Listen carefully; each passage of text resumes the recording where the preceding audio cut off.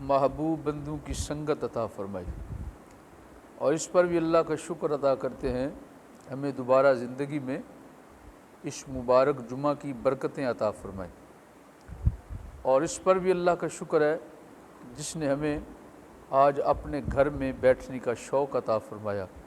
اللہ تعالیٰ ہم سب کی حاضری کو اپنی جناب میں قبولیت کا شیر عطا فرمائے۔ حاضرین محترم، سامعین معظم، آج کی اس جمعۃ المبارک کو چونکہ ذوالحج شریف قریب ہے اور یہ ممکن نہیں ہے کہ ذوالحج کا مہینہ ہو اور حضرت ابراہیم خلیل اللہ کا ذکر نہ ہو علی نبی علیہ السلام، حضرت سیدنا اسماعیل علی نبی علیہ السلام کا ذکر نہ ہو۔ یہ مہینہ ان پاکیزہ اللہ کے مقرب بندوں کے ساتھ خاص ہے۔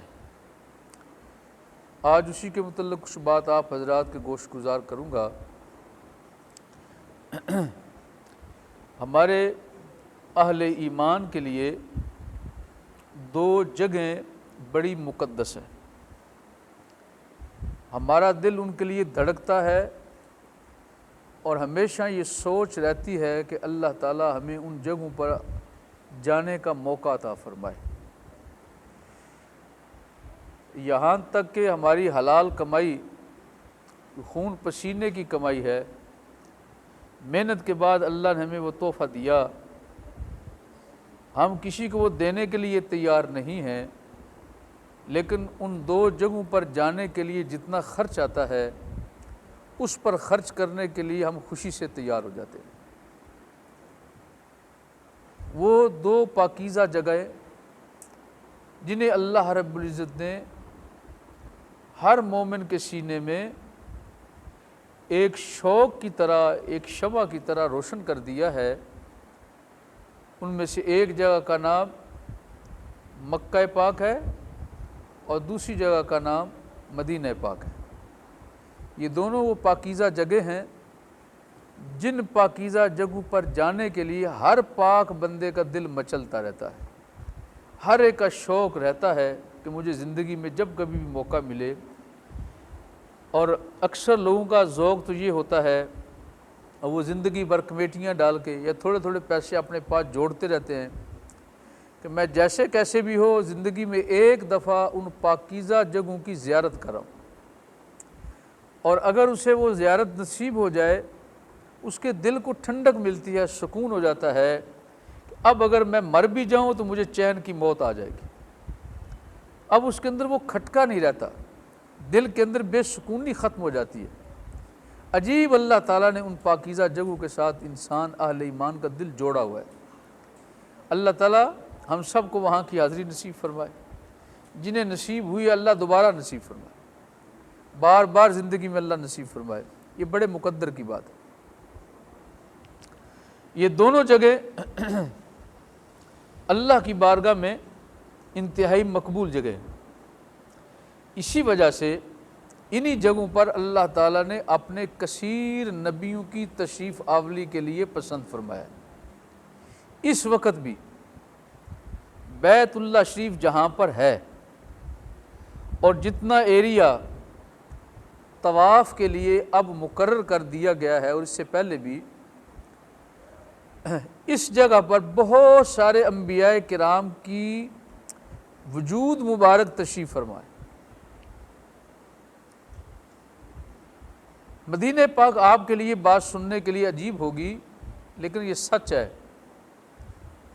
مدینہ پاک بھی وہ دھرتی ہے جس دھرتی کے قریب اور ارد گرد اور شہر کے اندر اور بھی انبیاء کرام کے اجساد مبارکہ مدفون ہیں۔ اللہ رب العزت پر پردہ رکھا ہے۔ میرے اور آپ کے آقا علیہ الصلوۃ والسلام کے علاوہ بھی وہاں انبیاء کرام تشریف فرمائے جو سرکار کی تشریف آوری سے پہلے گزر چکے ہیں۔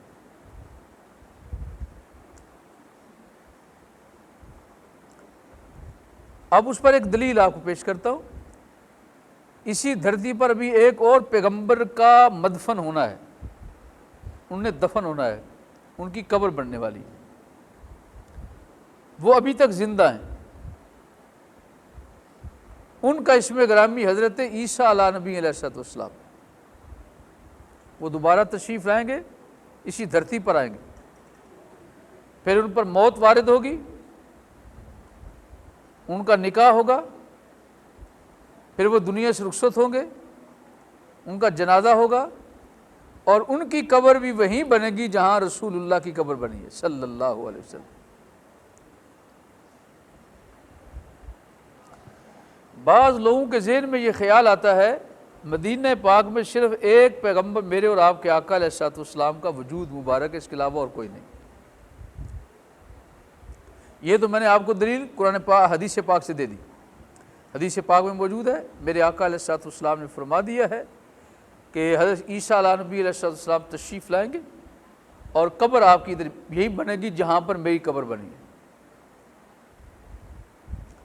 قرآن پاک میں حضرت عیسیٰ علیہ نبی علیہ السلام کا واپس آنا موجود ہے کہ آپ واپس رجوع فرمائیں گے، آپ کا رجوع ہوگا، پلٹ کے آئیں گے۔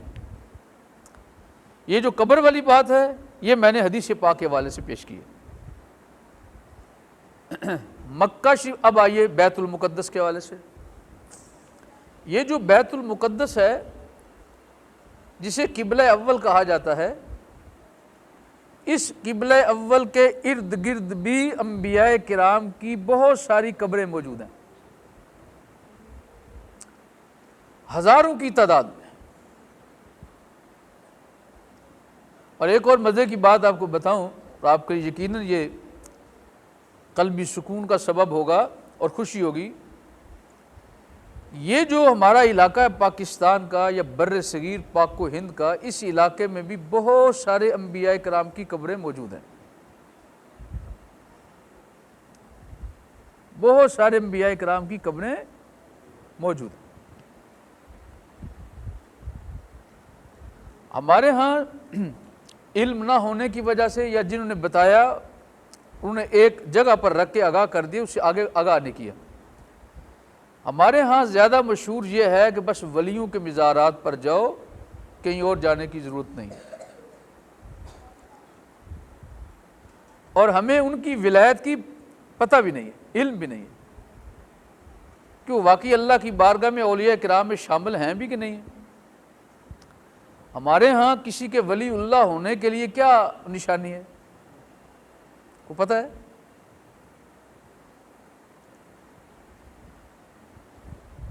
میرا خیال ہمیں کیا پتہ ہوگا، ہم تو سارے اپنے آپ کے متعلق سارے ہی سمجھتے ہم سارے ولی اللہ ہیں۔ ہمیں تو اپنی کبھی غلطیاں یاد ہی نہ ہوئی، جب باتیں کرنے پر آتے ہیں میں نے وہ کام بھی کیا، میں نے فلاں بھی کیا، بڑی نمازیں پڑھتا ہوں، بڑے وظیفے کرتا ہوں، میں بڑا یہ کام کرتا ہوں، فلاں اچھے کاموں میں شامل ہوں۔ اس وقت تو جتنے اپنے ماڑے کام ہیں ان پر تو پردے ڈال دیتے ہو،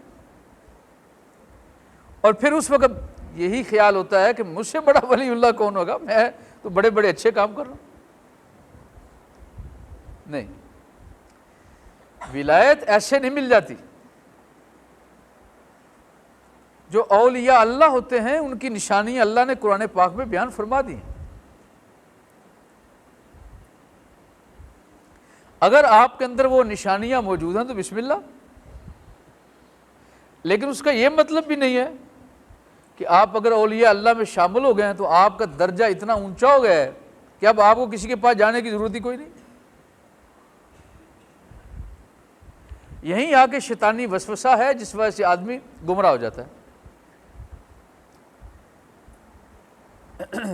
ولایت کا مل جانا بڑی عظیم دولت ہے، لیکن وہیں رک جانا یہ صحیح نہیں ہے۔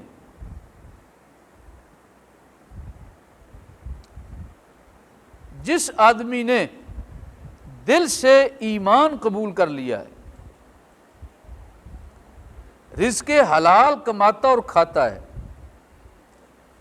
5 وقت کی نماز کی پابندی کرتا ہے، اپنے والدین کا ادب و احترام ان کی خدمت بجا لاتا ہے،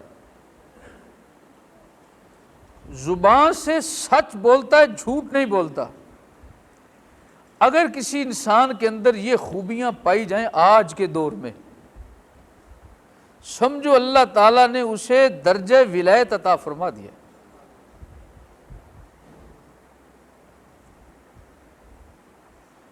اب اس درجہ ولایت کو آخری درجہ نہ سمجھ لیں، یہ غلطی نہ کریں، اس کے آگے بڑے درجات ہیں۔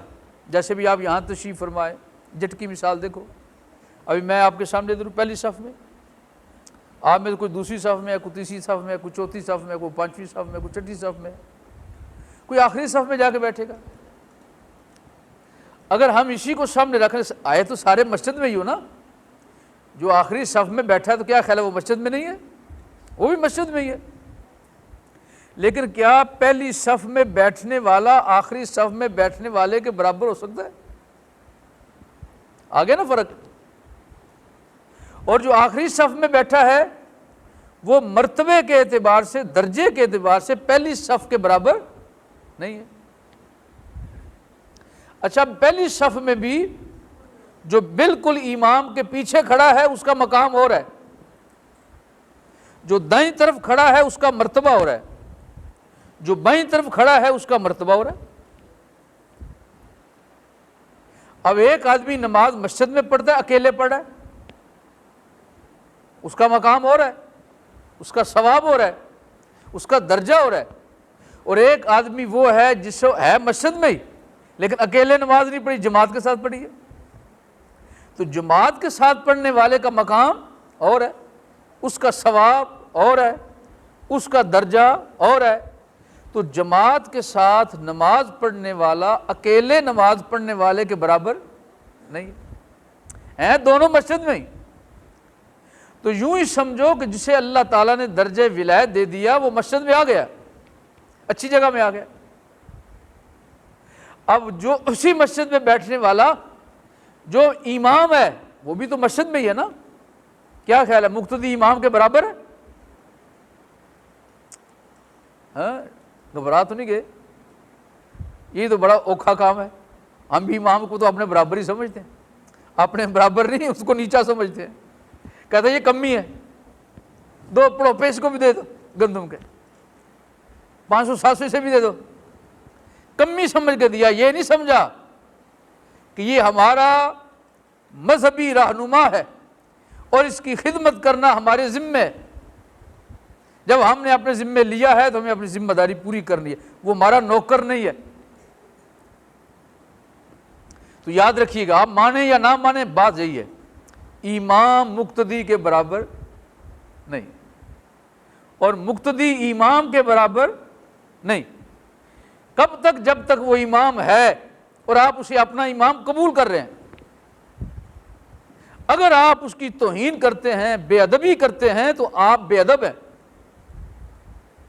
اور علماء نے لکھا ہے اگر کسی امام کی بے ادبی جان بوجھ کے آدمی مذاق کے ساتھ کرے اور اسے کم تر ثابت کرنے کی کوشش کرے، گھٹیا ثابت کرنے کی کوشش کرے، سمجھو اس نے اپنی نمازیں اس کے پیچھے جو پڑھی ہیں ضائع کر دی۔ اور اگر امام سے حرام کام لگاتار سرزد ہو رہا ہے اور آپ اس کے اس کام کو دیکھ کے خاموش ہیں، تب بھی آپ کی نمازیں خراب ہیں۔ امام کے لیے بھی حدود اربع ہے، مقتدی کے لیے بھی۔ یہ نہیں ہے کہ امام صاحب کو کھلی چھٹی ہے، وہ بھی نہیں، اور یہ بھی نہیں ہے مقتدی کو کھلی چھٹی ہے، وہ بھی نہیں ہے۔ دونوں کے لیے ایک ایک حد مقرر کر دی ہے، دونوں کے لیے اسی حد میں رہنا ضروری ہے۔ میں جو بات آپ کو سمجھا رہا ہوں توجہ کیجیے گا۔ اولیاء کرام کا مرتبہ اور مقام اچھا ہے لیکن وہی آخری مقام نہیں ہے، اس میں آگے کئی درجات ہیں۔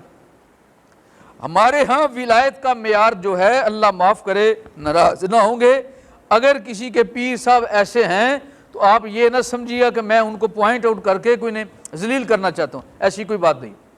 میرے اس جگہ کا تقاضا ہے کہ میں آپ کے سامنے حق بیان کروں، آپ مانے نہ مانے، قبول کرے نہ کرے، دل مانے یا نہ مانے، وہ آپ کا اپنا مقدر ہے۔ ہاں، یہ بات آپ مجھ سے سوال کر سکتے ہیں، پوچھ سکتے ہیں کہ اس بات پر آپ کے پاس دلیل کیا ہے، وہ آپ کا حق ہے، مجھ سے پوچھیں، میں دوں گا آپ کو۔ اگر میں آپ کو دلیل نہ دے پاؤں تو پھر آپ مجھے دلیل دیں، میں آپ کی دلیل سنتا ہوں۔ اور اگر میری دلیل مضبوط ہے تو پھر آپ پر لازم ہے کہ آپ میری بات کو قبول کر لیں۔ اب بھی اگر آپ میری بات قبول نہیں، ہاں اگر آپ کی دلیل مضبوط ہے، میری دلیل کمزور ہے، تو پھر میرے لیے لازم ہے کہ میں آپ کی بات کو مان لوں۔ کیوں کہ ہم یہاں جھگڑا کرنے نہیں آئے، حق کو قبول کرنے کے لیے آئے۔ اور میرا یہ کوئی دعویٰ نہیں ہے، نہ آج نہ پہلے نہ آئندہ، اللہ محفوظ رکھے، کہ جتنا علم میرے پاس ہے اس سے بڑھ کر کسی کے پاس نہیں ہے، نہیں، یہ کوئی ضروری نہیں ہے۔ اللہ نے جو مجھے علم دیا ہے وہ مالک کی عطا ہے، مالک جسے چاہے اس سے زیادہ بھی دے دے، مجھے اس سے کوئی خطرہ نہیں ہے، بلکہ مجھے خوشی ہوگی اگر مجھے پتہ چل جائے اللہ نے مجھ سے زیادہ علم دیا ہے۔ میرے لیے خوشی کیا ہے کہ اللہ تعالیٰ نے میرے لیے اور علم عطا کرنے کا ذریعہ عطا فرما دیا ہے، مجھے کوئی خطرہ نہیں ہے، اور آپ کو بھی خطرہ نہیں ہونا چاہیے۔ اگر آپ کو ایک اچھی بات مل رہی ہے تو آپ کو کیا خطرہ ہے قبول کرنے سے؟ اور اگر آپ کا دل قبول نہیں کر رہا تو پھر بڑے خطرے کی بات ہے۔ اب خطرے کی بات ہے کہ اب آپ اپنے امام یا خطیب کو نہیں قبول کر رہے، آپ اس کی زبان سے نکلنے والی قرآن اور حدیث کی جو دلیل ہے اس کا انکار کر رہے ہیں۔ قرآن و حدیث کا انکار کرنا یہ قابل گرفت ہے، اس سے آدمی کی گرفت ہوتی ہے، پکڑ ہو جاتی ہے۔ اولیاء کرام ہمارے ہاں جو معروف اور مشہور ہیں وہ یہی ہیں، جہاں تعویذ دھاگا چل جائے، دم درود شروع ہو جائے، خلقت اکٹھی ہو جائے، دو چار لوگوں کی باتیں ان کی اپنی مراد پوری ہو جائے، ڈھول بجنے شروع ہو جائیں، میلہ لگ جائے، سرکس شروع ہو جائے، وہاں لڑائیاں جانوروں کی شروع ہو جائیں، کبھی مرغوں کی کبھی کتوں کی، اور حالات ایسے بگڑ میں چلے جائیں، ہم سمجھتے ہیں ہاں یہ ولی اللہ ہے، کیا بات ہے، بڑے پہنچے بزرگ ہیں۔ اور اگر جا کے آپ دیکھیں تو آپ کو حیرانگی ہوگی، 5 وقت اگر آپ 24 گھنٹے وہاں پر رہیں یا پورا ایک ہفتہ وہاں پر جا کے گزارے تو آپ کو اندازہ ہو جائے کہ یہ اللہ اس کے رسول کے حکم کے کتنے فرما بردار ہیں۔ ولی اللہ کی سب سے پہلی نشانی یہ ہے کہ وہ اپنے رب کا اور اپنے رسول کا فرما بردار ہوتا ہے۔ اب بولو سبحان اللہ، یہ بات ہے، سبحان اللہ کہہ دیں، پھر بولو سبحان اللہ، وہ بس۔ ولی اللہ کون ہے؟ اس کی پہلی نشانی کیا ہے؟ میرا خیال ہے کہ یہ آپ ڈر گئے کہ ہم نے جو اپنے دل میں بنایا تھا میں تو ولی اللہ ہوں، اس نشانی کو سننے کے بعد میرا معاملہ تو سارا خراب نہ ہو جائے کہیں، اور نہ گھبراؤ، کوئی بات نہیں، ہم سیکھنے کے لیے آئے ہیں۔ اگر کوئی غلطی پائی جاتی ہے تو غلطی کا پتہ چل جائے آدمی اصلاح کر لیتا ہے۔ خطرہ یہ ہے غلطی کا پتہ ہی نہ چلے، اصلاح کیسے کرو گے؟ تو علماء اللہ کی بارگاہ سے ایک نعمت ہیں عوام کے لیے، جن کی غلطیاں بتا دیتے۔ تو ولی اللہ کی سب سے پہلی نشانی کیا ہے؟ اللہ اس کے رسول کا کیا ہو؟ فرما بردار۔ آؤ قرآن پاک سے، الذین آمنوا وکانوا یتقون۔ وہ ولی اللہ وہ ہے جو اللہ کو مانتا ہے اور اللہ کی مانتا ہے، جو اللہ کو بھی مانتا ہے اور اللہ کی بھی مانتا ہے، اسی کا نام ولی اللہ ہے۔ جسے یہ پہلی سیڑھی حاصل ہو گئی ہے، اب آگے بڑھنا شوق کے ساتھ شروع کر دے۔ اللہ تعالیٰ نے میرے لیے جس رستے کا انتخاب کیا ہے یہ وہ رستہ ہے جو اللہ کی بارگاہ میں مقبول رستہ ہے۔ اب دل کھول کے پوری خوشی اور یقین کے ساتھ اس پر عمل کرنا شروع کر دیجیے۔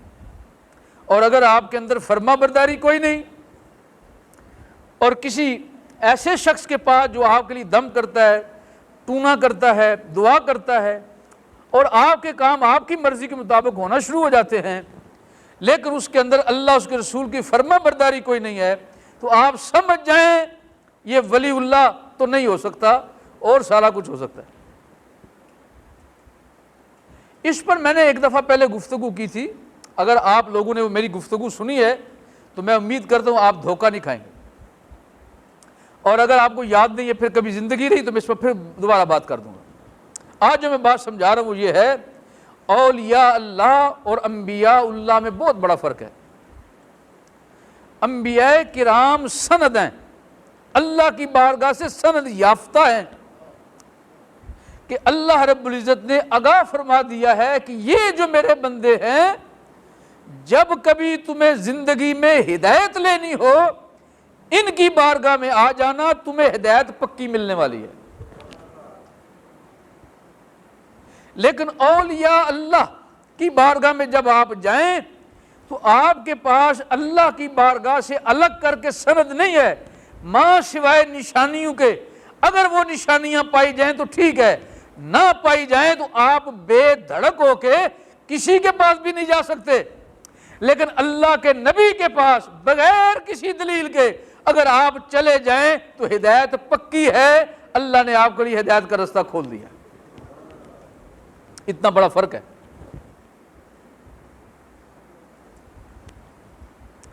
اور حضرت ابراہیم علیہ نبی علیہ السلام اور حضرت اسماعیل علیہ نبی علیہ السلام، یہ دونوں اللہ کے نبی ہیں، پیغمبر ہیں، باپ بھی سند یافتہ، بیٹا بھی سند یافتہ ہے۔ دونوں کو اللہ نے الگ الگ درجے دیے، مقام دیے ہیں۔ وہ خلیل اللہ ہیں اور یہ ذبیح اللہ ہے۔ وہ خلیل اللہ ہیں اور یہ ذبیح اللہ ہیں۔ مالک نے انہیں بھی الگ مقام دیا ہے، رب کریم نے انہیں بھی الگ مقام دیا ہے۔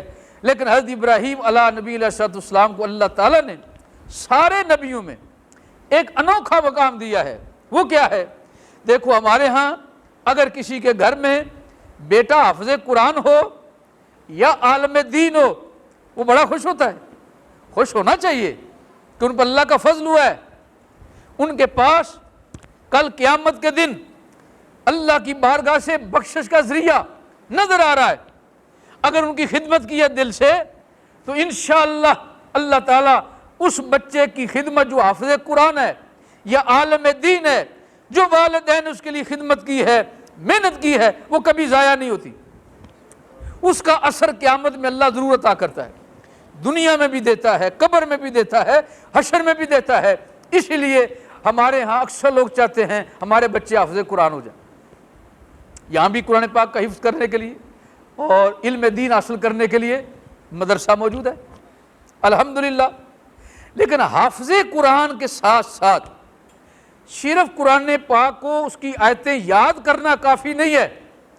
اصل یہ ہے جسے اللہ نے قرآن کو یاد کرنا بھی عطا فرمایا، پھر قرآن کو سمجھنا بھی عطا فرمایا، پھر سمجھنے کے بعد عمل کرنا بھی عطا فرمایا۔ اصل حافظ قرآن اور عالم دین یہ ہے، اس کا وہ مقام ہے جو حدیث پاک میں آیا۔ جس ایک خاندان میں حافظ قرآن ہو جائے لوگ بڑے خوش ہو جاتے۔ بتاؤ جس ایک خاندان میں اللہ کا نبی آ جائے اس کا درجہ اور مقام کتنا اونچا ہے۔ اور جو میں بات اب آپ کو بتانے والا ہوں یہ ناممکن ہے سننے کے بعد آپ کی زبان خاموش رہ جائے۔ حضرت ابراہیم خلیل اللہ علیہ نبی علیہ السلام، آپ کا وجود مبارک ایسا عظیم وجود ہے، آپ کی نسل کے اندر ایک پیغمبر نہیں، اللہ نے 40,000 انبیاء کرام عطا فرمائے۔ کتنے نبی؟ 40,000 انبیاء کرام آپ کی نسل سے آئے ہیں، اور آپ نبیوں کے باپ ہیں، آپ نبیوں کے باپ ہیں۔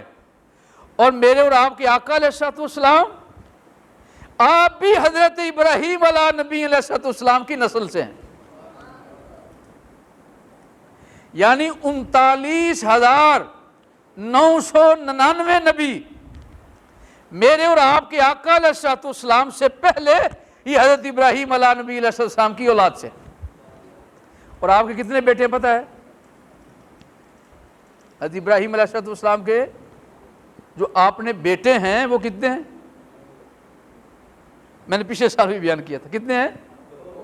بولو، یاد کر لو، کتنے ہیں؟ کس کے بیٹے؟ حضرت ابراہیم علیہ نبی علیہ السلام کے۔ اور کب اللہ نے دیے؟ بڑھاپے میں۔ مزے کی بات یہ ہے، کب دیے ہیں؟ بڑھاپے میں۔ تو جوانوں کو بالکل پریشان نہیں ہونا چاہیے. مالک جب دیتا ہے اس کے لیے جوان ہونا ضروری نہیں ہے, بوڑھا ہونا بھی ضروری نہیں ہے, بس اس کا کرم ہونا ضروری ہے. وہ جس پر فضل فرما دے, اگر اولاد دینا چاہے اس کے لیے کسی شے کی حاجت نہیں ہے. وہ مسبب الاسباب ہے, سبب کے محتاج ہم ہیں, وہ سبب کا محتاج نہیں ہے. وہ چاہے تو بڑھاپے میں بھی حضرت اسماعیل جیسا بیٹا عطا فرما دیتا. کتنے بیٹے ہیں؟ ایک کا نام حضرت, بولو بولو شاہ, حضرت اسماعیل علیہ نبی علیہ السلام, اور دوسرے بیٹے کا نام حضرت اسحاق علیہ نبی علیہ السلام. اب جو آپ کو بات میں سنانے لگا ہوں, یہ بات تو علمی ہے پہلے بھی, ابھی جو بات سنائی وہ بھی علمی بات ہے, یہ بھی علمی بات ہے. وہ کیا ہے؟ 39,999 نبی یہ ایک بیٹے سے ہیں.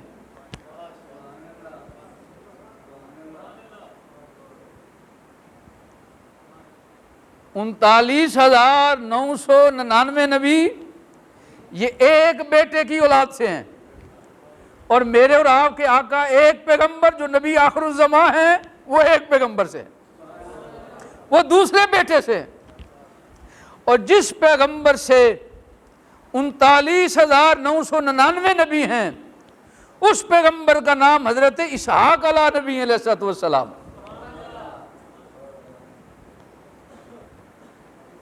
اور جس بیٹے سے میرے اور آپ کے آقا تشریف لائے ہیں اس ذات پاک کا نام حضرت اسماعیل علیہ نبی علیہ السلام ہے.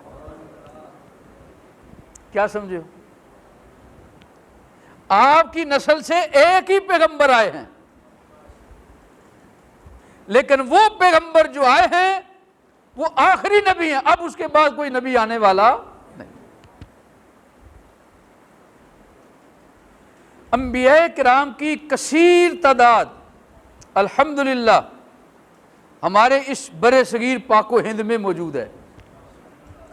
اچھا, نبیوں کا حال ایک اور بڑا عجیب, چلے وقت بھی اتنا ہے, باقی پھر کبھی عرض کروں گا. آج میں اتنی بتاؤں آپ کے لیے, کبھی چونکہ قربانی کا وقت ہے, قریب ہے, تو جانور جو آپ نے خریدنے ہیں سنت ابراہیمی ادا کرنے کے لیے, وہ ذرا سونے سونے تے سجدے سجدے خریدو. کیا کرنا ہے؟ مہنگائی ہے, مانتا ہوں آپ کو بھی قبول ہے, پتہ ہے نہ, بکرے خریدو, بڑا جانور لے لو اور اس میں حصہ ڈال لو. اگر آپ کے پاس الگ جانور خریدنے کی طاقت نہیں ہے کوئی بات نہیں, لیکن اس بات میں ایک مسئلہ یاد رکھنا ہے, میں نے وہاں پر آنے والے لوگوں کو بھی بتایا, آپ حضرات نے غور رکھنا ہے کہ قربانی کرتے ہوئے آپ پر تنگی نہ ہو, دل خوشحال رہے, خوشی کے ساتھ کرو. اور اگر قربانی کرتے ہوئے دل تنگ ہو جائے یا حالات تنگ ہو جائیں, بالکل نہ کرنا. کیوں؟ آپ پر قربانی واجب نہیں ہے. قربانی آپ کی اسی وقت واجب ہے جب آپ کے پاس خریدنے کی طاقت ہو.